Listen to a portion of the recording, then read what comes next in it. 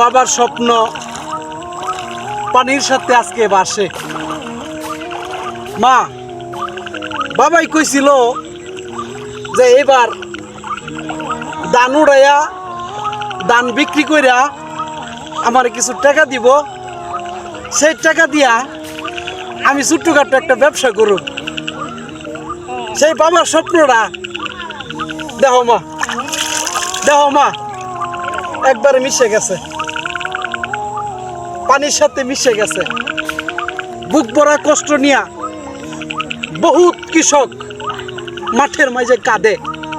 প্রত্যেকটা হাওয়ারের মাধ্যমে এত পরিমাণ শিলাবৃষ্টি হয়েছে, সেই শিলাবৃষ্টির কারণে আজকে আমাদের এই অবস্থা।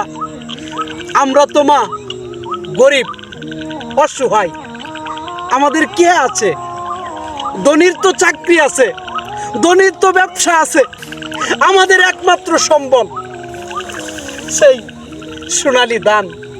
সেই ধান আমরা জমিতে চাষ করি, প্রথমে জ্বালা ফালাই, তারপর সেই জ্বালা মাঠ থেকে তুলে আবার পুরো খেতে লাগাই। অনেক শ্রম দিতে হয়, এই কৃষিকাজ অনেক কষ্ট।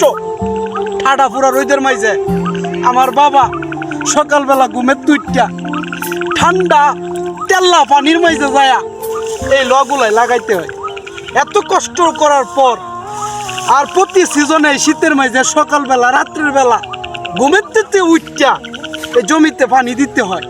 সেই পানি দেওয়ার পর যখন ধান হয়, সেই ধান যখন পাকে, সেই ধান যখন বাইরে ধানগুলি তুলে, তখন দেখি আমার বাবা খলখলায় আসে।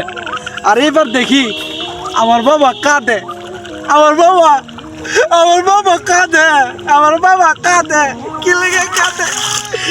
এই জন্য কাঁদে। হাজার হাজার ধান দেন দুলাই মিষ্টি যাইতেছে, এই জন্য কাঁদে। আমার বাবা কাঁদে। কতজন এভাবে কাঁদতেছে।